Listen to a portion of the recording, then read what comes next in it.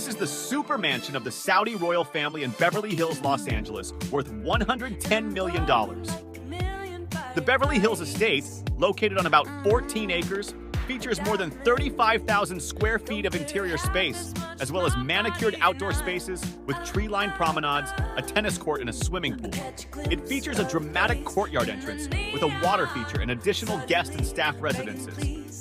The formal entryway has a retractable roof. There's a spectacular private driveway, and from up there, you can see the ocean all the way to Catalina Island. The Saudi royal family is the richest family in the world today, with assets worth more than $1.4 trillion.